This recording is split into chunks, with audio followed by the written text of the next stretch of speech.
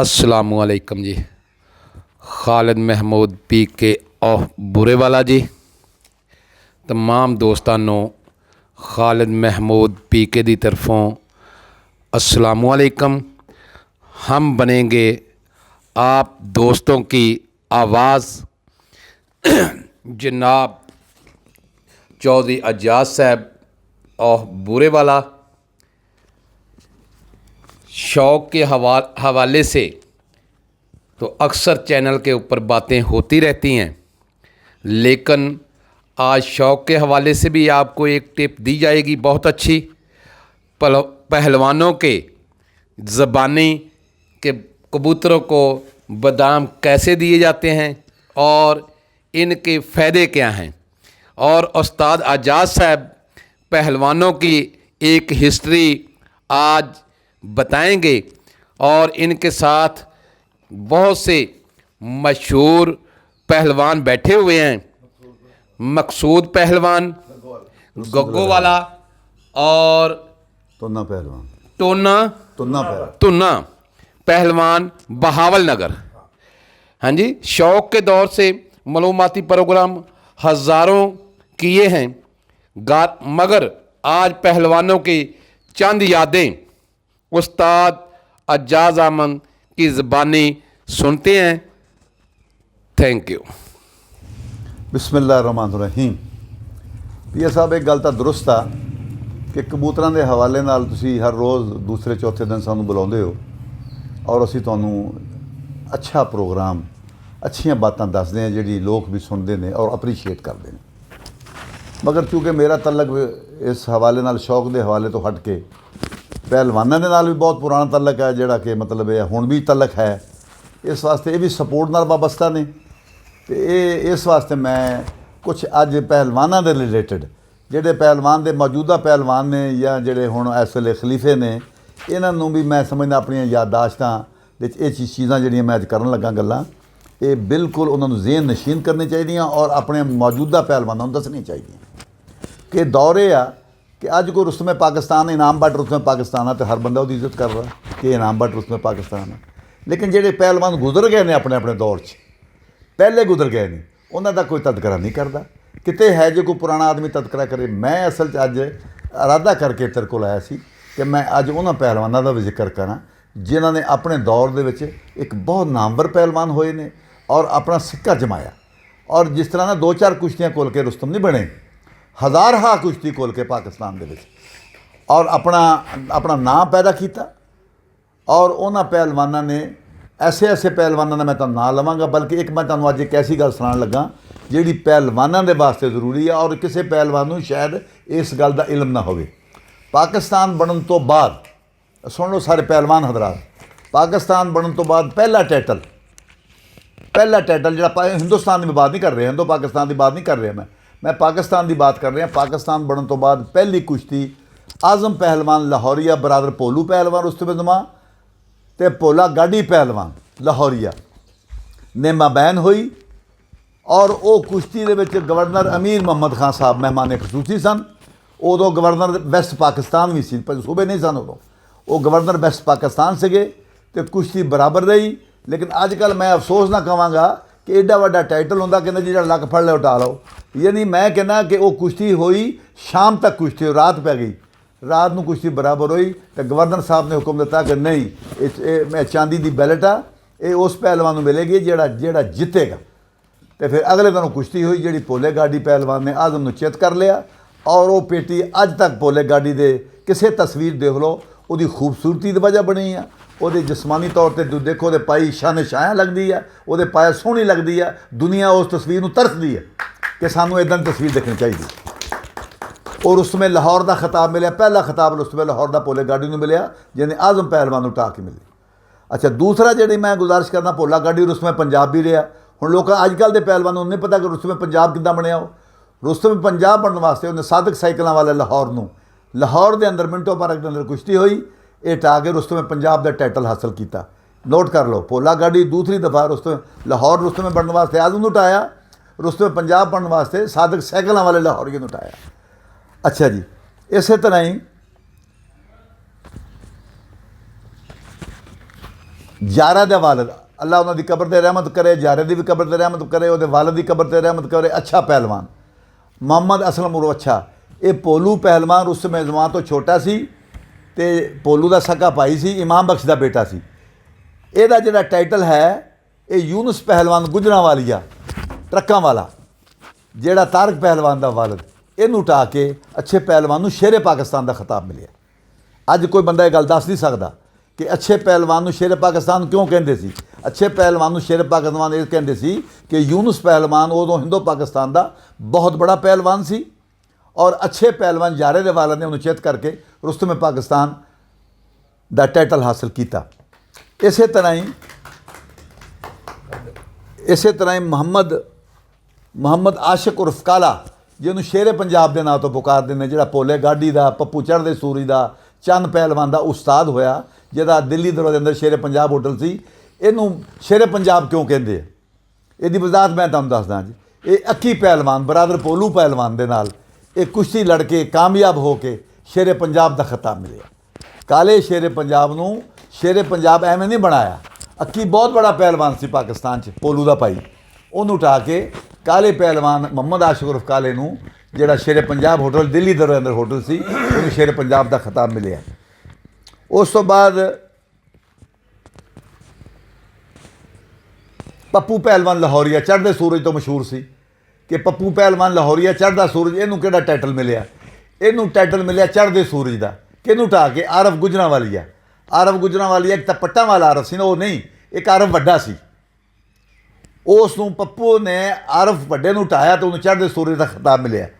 ਇਸੇ ਤਰ੍ਹਾਂ ਹੀ ਫਿਰ ਅਬਦੁਲ ਮਜੀਦ ਉਰਫ ਕਾਲਾ ਮਾੜੂ ਵਾਲਾ, ਅੱਲਾ ਉਹਦੀ ਕਬਰ 'ਤੇ ਰਹਿਮਤ ਫਰਮਾਏ, ਉਹ ਕਿਸ ਤਰ੍ਹਾਂ ਰੁਸਤਮ ਪਾਕਿਸਤਾਨ ਬਣਿਆ? ਉਹਨੇ ਭੋਲੇ ਭਾਲੇ ਰੁਸਤਮ ਪਾਕਿਸਤਾਨ ਜਿਹੜਾ ਰਿਹਾ ਪੁਰਾਣਾ, ਇਹਨੂੰ ਉਠਾ ਕੇ ਭੋਲੇ ਭਾਲੇ ਨੇ ਰੁਸਤਮ ਪਾਕਿਸਤਾਨ ਦਾ ਟਾਈਟਲ ਹਾਸਲ ਕੀਤਾ।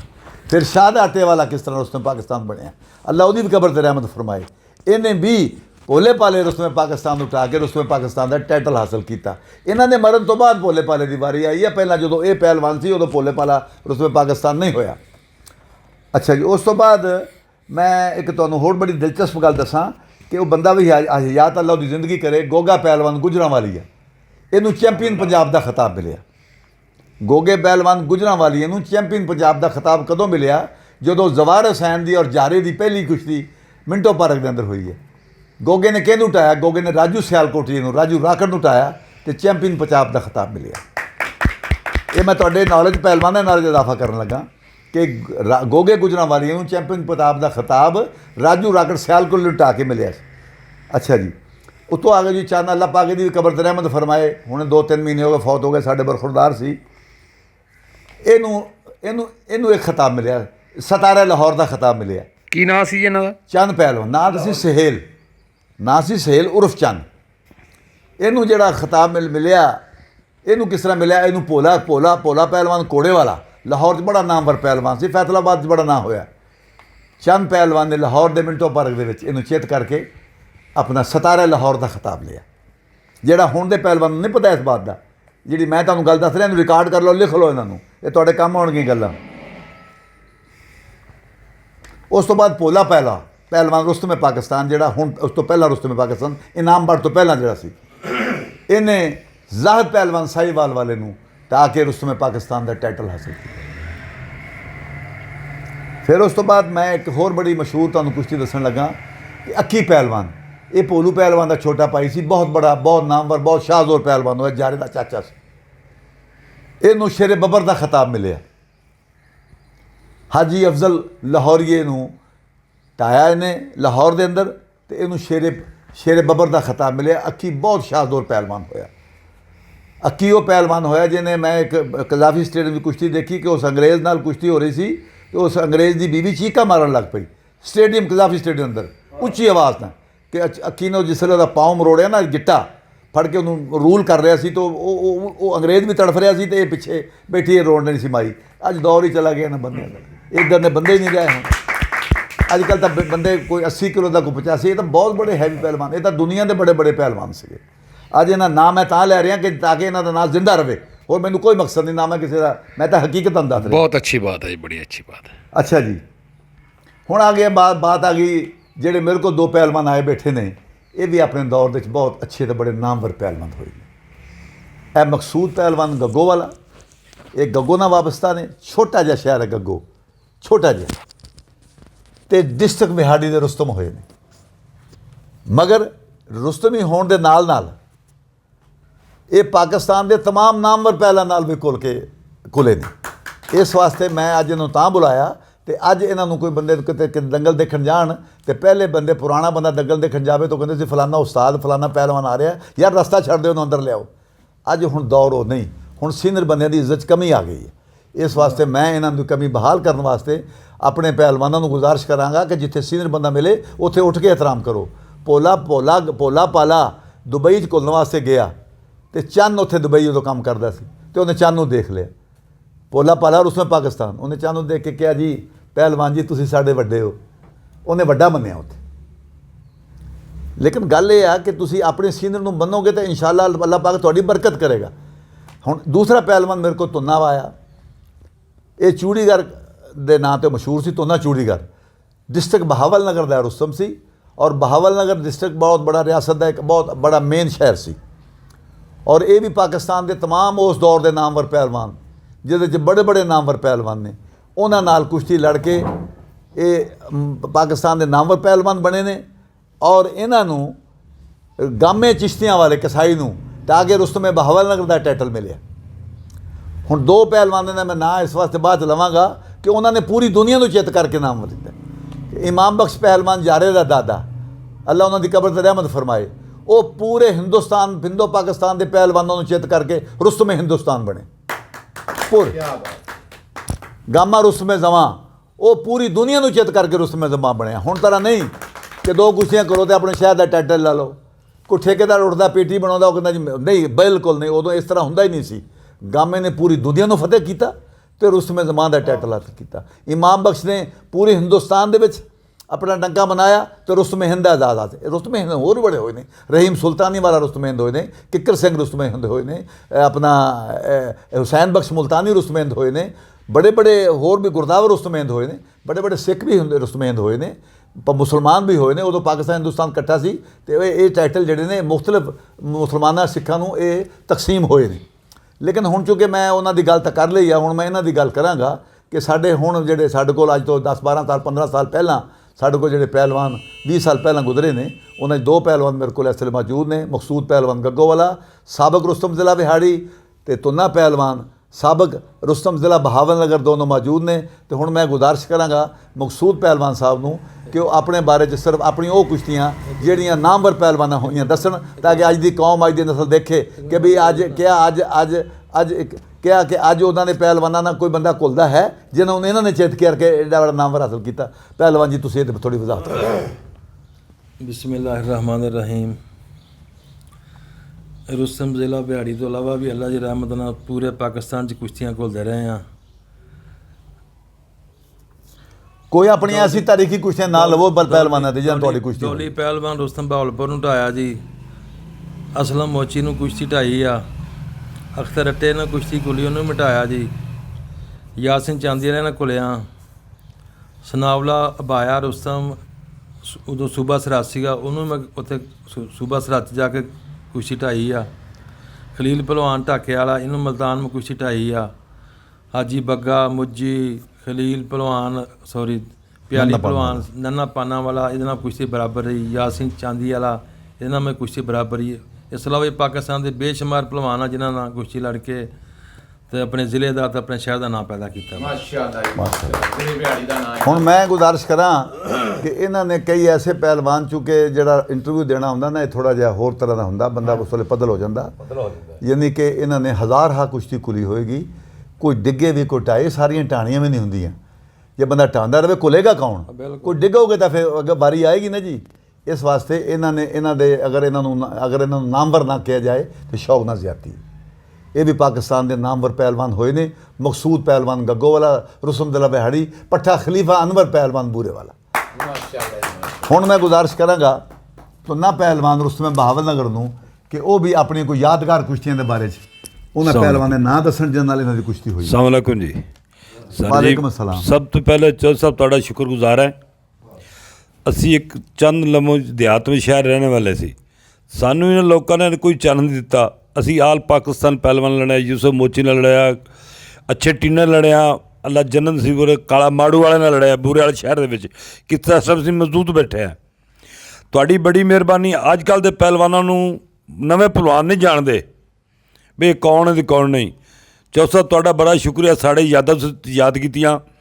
ਆਲ ਲੁਤਫ ਸ਼ਾਹ ਨਾਲ ਲੜਿਆ, ਮੈਂ ਮੂਜੀ ਨਾਲ ਲੜਿਆ, ਕਾਲੇ ਮਾੜੂ ਵਾਲੇ ਨੇ ਲੜਿਆ ਸਰ ਜੀ, ਚੰਦ ਪਹਿਲਵਾਨ ਨਾਲ। ਇਹ ਆਲ ਪਾਕਿਸਤਾਨ ਦੇ ਨੰਦ ਪਹਿਲਵਾਨ ਨਾਲ ਲੜਿਆ। ਇੱਕ ਸ਼ਹਿਰ ਦਾ ਨਾਂ ਰੋਸ਼ਨ ਕੀਤਾ, ਭਾਵਨਗਰ ਦਾ ਦਿਹਾਤ ਦਾ ਸ਼ਹਿਰ ਸੀ। ਚੌਥਾ ਸਾਹਿਬ ਤੁਹਾਡੀ ਬੜੀ ਬੜੀ ਮਿਹਰਬਾਨੀ, ਸਾਨੂੰ ਤੁਸੀਂ ਯਾਦ ਰੱਖਿਆ, ਸਾਡੇ ਦਿਲਾਂ 'ਚ ਰੱਖਿਆ।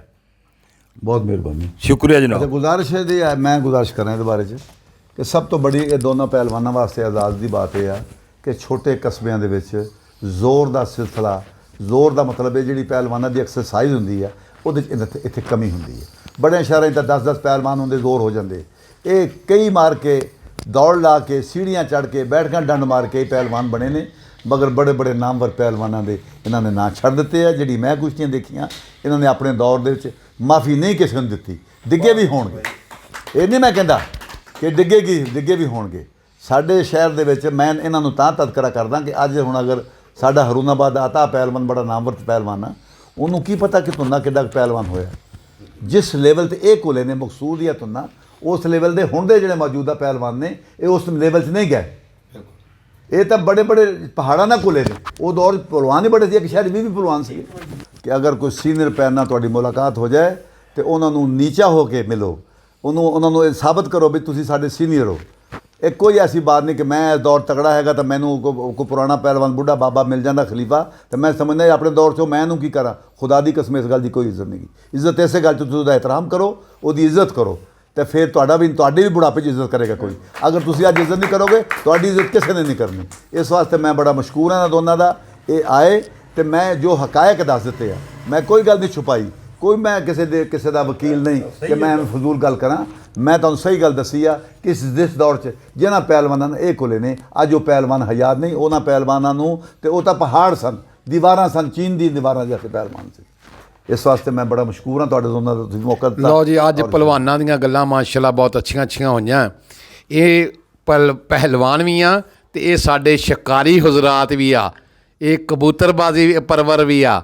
ਲੇਕਿਨ ਅੱਜ ਅਸੀਂ ਇਹਨਾਂ ਨਾਲ ਬਹਿ ਕੇ ਕੋਈ ਗੱਪਸ਼ਪ ਲਾ ਰਹੇ ਸੀ ਤੇ ਅਸੀਂ ਬਦਾਮ ਦੇਣ ਦਾ ਤਰੀਕੇਕਾਰ ਵੀ ਇਹ ਸਰਦਾਈ ਪੀਂਦੇ ਆ ਘੋਟ ਕੇ ਤੇ ਹਰ ਚੀਜ਼ ਕਰਦੇ ਆ। ਤੇ ਅਸੀਂ ਇਹਨਾਂ ਨੂੰ ਪੁੱਛਿਆ ਜੀ ਅਗਰ ਸਰਦਾਈ ਪਈ ਰਵੇ ਥੋੜ੍ਹੀ ਦੇਰ ਬਾਅਦ, ਕਮ ਅਜ਼ ਕਮ ਕੋਈ ਅੱਧਾ ਘੰਟਾ ਤੇ ਉਸ ਤੋਂ ਬਾਅਦ ਪੀਏ ਤੇ ਉਹਦਾ ਕੀ ਫਾਲਟ ਹੁੰਦਾ। ਤੇ ਉਹ ਫਿਰ ਉਸਤਾਦ ਹੋਣਿਆਂ ਨੇ ਕਿਹਾ ਕਿ ਅਸੀਂ ਉਹ ਦੱਸਦੇ ਹਾਂ ਕਿ ਲੇਕਿਨ ਕਬੂਤਰਾਂ ਨੂੰ ਵੀ ਅਗਰ ਬਦਾਮ ਵੀ ਟੋਕ ਕੇ ਰੱਖਣ ਜਾਂ ਜੋ ਸਿਲਸਿਲਾ ਵੀ ਕਰਨ, ਉਹ ਉਸਤਾਦ ਆਪਣੀ ਜ਼ਬਾਨੀ ਸਾਨੂੰ ਇਹ ਟਿਪ ਦਿੰਦੇ ਆ ਕਿ ਜਿਹੜੇ ਦੋਸਤ ਕਬੂਤਰਾਂ ਨੂੰ ਬਦਾਮ ਦੇਣ ਦਾ ਤਰੀਕੇਕਾਰ ਇਹਦਾ ਕੀ ਆ ਤੇ ਇਹਨਾਂ ਕਿਸ ਤਰੀਕੇਕਾਰ ਨਾਲ ਦੇਈਏ ਤੇ ਬਹੁਤ ਅੱਛਾ ਇਹਨਾਂ ਤੇ ਮੈਂ ਗੁਜ਼ਾਰਿਸ਼ ਕਰਾਂ ਜਿਹੜੇ ਲੋਕ ਗ੍ਰਾਈਂਡਰ ਸਰਦਾਈ ਬਣਾ ਕੇ ਪੀਂਦੇ ਨੇ ਉਹਦਾ ਕੋਈ ਫਾਇਦਾ ਨਹੀਂ। ਸਰਦਾਈ ਇੱਕ ਐਸਾ ਮਸ਼ਰੂਬ ਆ, ਐਸੀ ਅੱਲਾ ਦੀ ਨਿਅਮਤ ਆ, ਅਗਰ ਇਹਦੀ ਰਗੜਾਈ ਨਾ ਹੋਵੇ ਤੇ ਹਰ ਅਮੀਰ ਆਦਮੀ ਸਰਦਾਈ ਪੀਵੇ।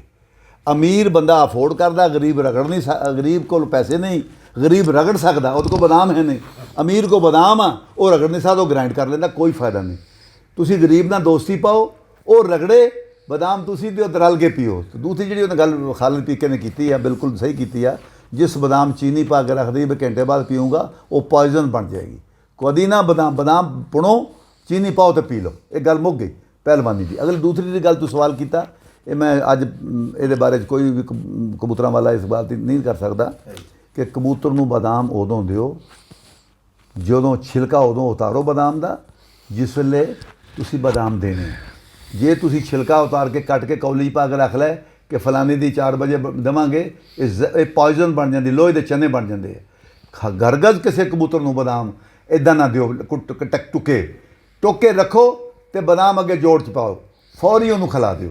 ਇਸ ਵਾਸਤੇ ਬਦਾਮ ਦੇਣ ਦਾ ਇਸ ਤੋਂ ਅੱਛਾ ਤਰੀਕਾ ਕੋਈ ਨਹੀਂ। ਜਿਹੜੇ ਖਿਲਾੜੀ ਨੇ ਬਦਾਮ ਟੋਕ ਕੇ ਰੱਖ ਕੇ ਪਾਣੀ ਪਾ ਕੇ ਰੱਖ ਲੈ ਕਿ 2 ਘੰਟੇ ਬਾਅਦ ਦਊਂਗਾ, ਉਹਨੇ ਸਮਝ ਲੋਹੇ ਦੇ ਚਨੇ ਬਣਾ ਲੈ ਤੇ ਬਾਦੀ ਕਰ ਲੈ, ਸਕੀਲ ਕਰ ਲੈ, ਨਹੀਂ ਹਜ਼ਮ ਹੁੰਦੇ। ਇਸ ਵਾਸਤੇ ਮਿਹਰਬਾਨੀ ਕਰੇ ਬਦਾਮ ਟੁੱਕੋ ਹੀ ਉਦੋਂ ਜਦੋਂ ਦੇਣੇ ਆ ਬਸ। ਇਹ ਗੱਲ। ਦੂਸਰੀ ਗੱਲ ਮੇਰੇ ਜ਼ਿਹਨ 'ਚ ਹੋਰ ਬੜੀ ਅੱਛੀ ਆਈ ਸੀ। ਮੈਂ ਪੁੱਛਿਆ ਪੋਲੂ ਪਹਿਲਵਾਨ ਉਸ ਸਮੇਂ ਰਮਾਨ ਨੂੰ ਖੁਦ ਪੁੱਛਿਆ ਇੱਕ ਦਫਾ ਕਿ ਪਹਿਲਵਾਨ ਜੀ ਬਦਾਮ ਛਿਲ ਕੇ ਰਗੜਨੇ ਚਾਹੀਦੇ ਜਾਂ ਸੁੱਕੇ ਰਗੜਨੇ ਚਾਹੀਦੇ?